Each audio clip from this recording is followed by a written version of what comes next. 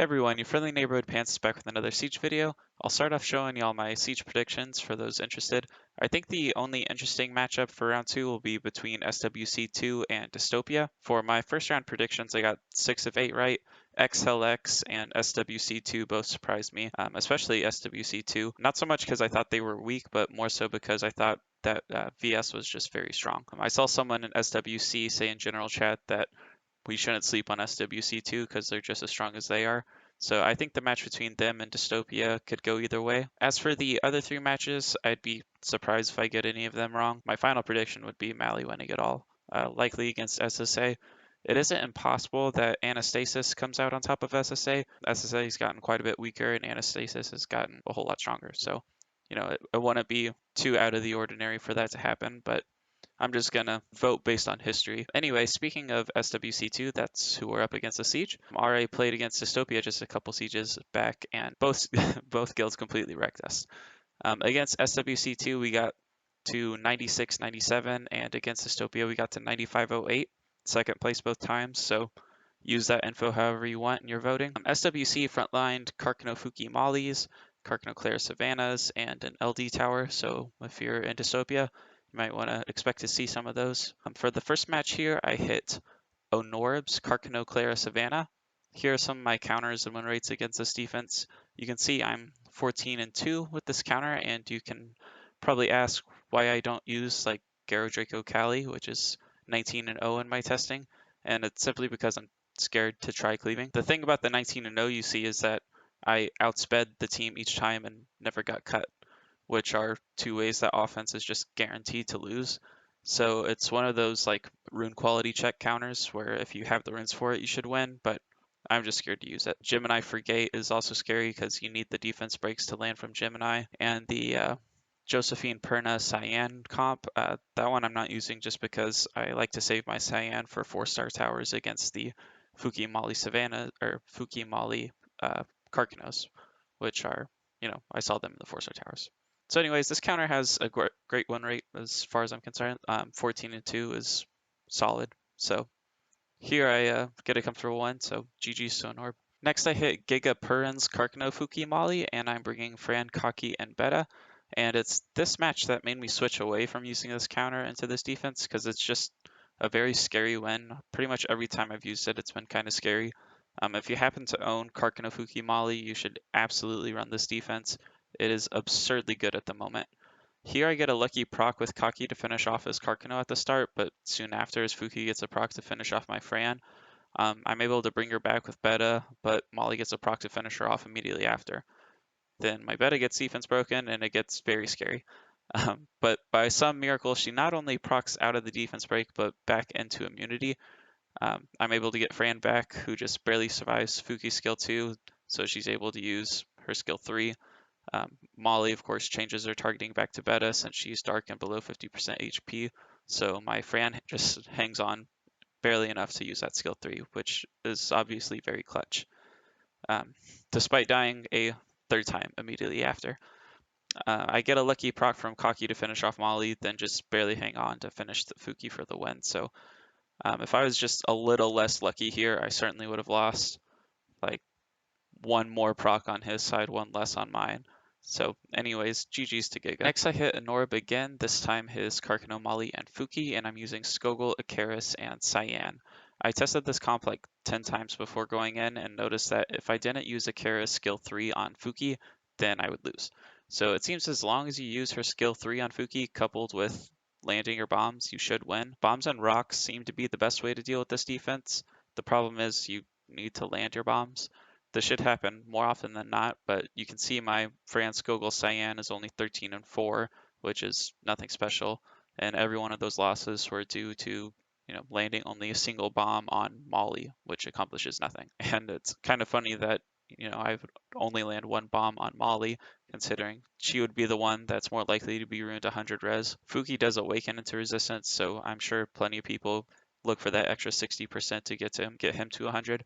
Especially knowing that this defense gets bombed. Carcano, though, I highly doubt people are ruining on 100 resistance, just because he's so stat hungry. And at best with the 100 resistance, you only have a 15% chance to resist a max accuracy bomber. and most bombers are built max accuracy, so it doesn't make too much sense on Carcano. Though, if you are building this defense, high resistance on Molly and Fuuki certainly makes sense. I guess it does make sense on Carcano a little bit, but it just seems, I don't know, I just kind of doubt people are actually striving for 100 resistance on Carcano. Maybe it's a thing. Anyways, here I got the win. GG's to Norb. Alright, next I hit some guy's Carcano Clara Savannah. I'm not going to attempt pronouncing this guy's name. I guess I can call him Noxid. I bring Jean Tessarion Leo, which is sitting at a solid 10 and 1 for me.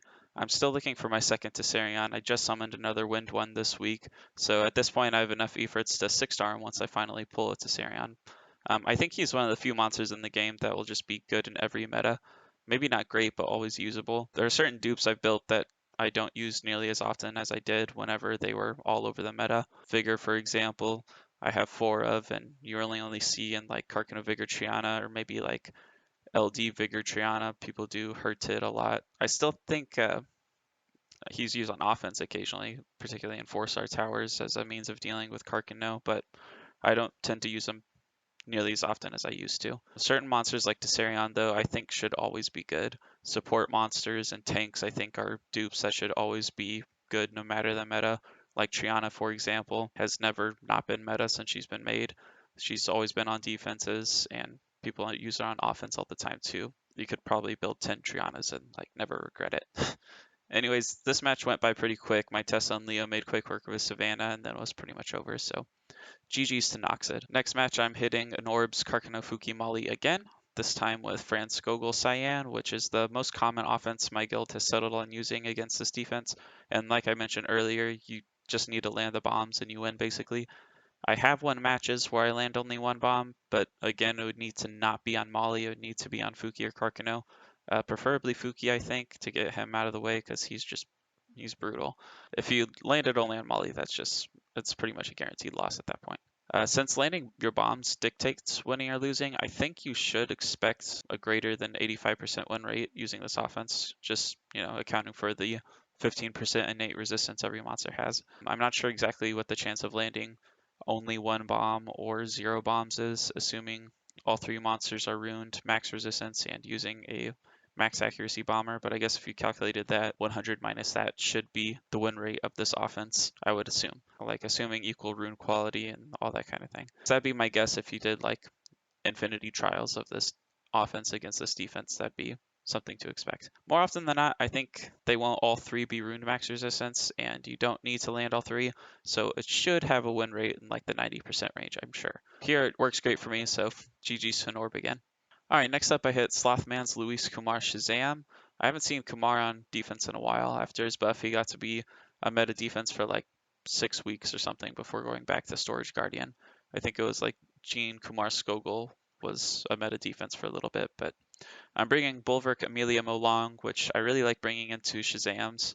Not so much into Louise, not because it doesn't work great against Louise, just that Louise stalls like a mofo. Like, she makes matches last so long. Her shield is just really, really thick. Anyways, here his only strip is Kumar, and it's on a skill 1, but he's fire against triple water, so the only way Shazam is landing a defense break is if he sneaks it in while immunity's down, because it's unlikely that, he's going to be landing any strips.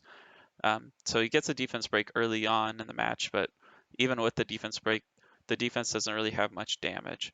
So it was I think it was a pretty easy win. It just took a lot of time. He does have Destroy Runes, which is certainly smart for this defense or defenses like it, but it's not enough here. So anyways, I get a comfortable one. GG's to Sloth. Alright, next up I hit Chairman Meow's Carcano Clara Savannah, and I brought another Kamoon Raccoon Malite. My second Raccoon is a bit lackluster, it seems. I keep 4 runes on her and steal 2 runes from my first Raccoon, but it doesn't seem to perform as well. So I de-runed her at this point, and I'm just going to switch my 1 set now, just like I did on Kamoon here, and I do with Harmonious and a few other monsters. I could be wrong, but I'm pretty sure my only 2 losses with this offense, the 14 and 2 record, I think the 2 both times were from my lesser Raccoon. So I tend to hover around 100 million mana anyway, so it shouldn't be like concerning to me to spend the extra mana if it means I have, a higher chance of winning and helping my guild out. Here he just lands his defense breaks every time.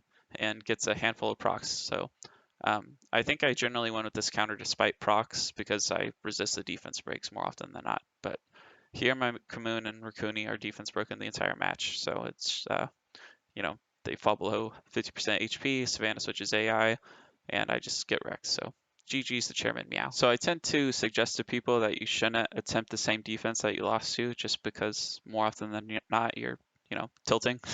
And whenever you're tilting, you make bad decisions. So here I do that anyways. I go against my own advice and attack Chairman Meow again.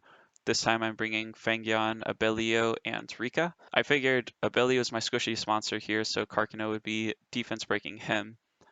Savannah, her skill 3 is limited by people's defense, and I have high defense on these monsters, so it's unlikely that she'll be landing her defense breaks. And Rika, as long as she gets moving, it's hard to come back from that. So sure enough, that's exactly what happens here. Abelio does get killed from the defense breaks, and Savannah just hitting hard because Savannah hits hard. But by that time, it's too late. They have no sustain, so Rika's dots just finish them off, and it's GG's. All right, next up, I'm hitting Dudes, Carcano, Clara, Savannah, and I'm bringing Mayho, Wang, Lulu, and Wendy. This is my first time trying out this team, which I think someone suggested this team to me, if I recall correctly. I don't really like Wendy into Carcano. It just seems like too awkward of a matchup. Um, here, Mayho Wang is my squishiest monster, so it's so easy for him to just get defense broken and one shot by Carcano. Here, I luck out, I mean, just really luck out that his Carcano missed the crit on my Mayho Wang, so he lived. And so, anyways, I'm able to recover, and Lulu's able to heal up, and I don't think Mayho Wang gets defense broken again after that. Um, Mei Hoang does have the advantage of his passive getting that 50%, or I think it's 100% extra resistance now, right? I could be wrong. It's either 50% or 100% extra resistance whenever he gets to 10 stacks, but whatever it is, it's helpful. So I decided to go for Savannah first, which I'm thinking is the right idea. You might want to go for Carcano first, but it's just difficult to go for Carcano when he's, in his pose. So I decided to go for Savannah as an easier target, and I am able to get her down pretty quickly, and then Clara right after, and Carcano soon after that. So 1-1 with this team so far. I don't plan on using it very much. I might need to sub out Wendy for someone else, or maybe try ruining up like a high defense Wendy, so Carcano's trying to defense break him instead. Something like that, but anyways, got the win here, so GG's to Dude. Alright, last match of the day, I'm hitting Ordeals, Carcano, Tian, Lang, Savannah, which might as well be the same thing as Carcano, Clara, Savannah. A little different, but about the same. I'm bringing Jean, Perna, and Sen. This is my second Jean, the revenge one. Perna and Sen are there for damage and their fire to limit the effectiveness of Savannah.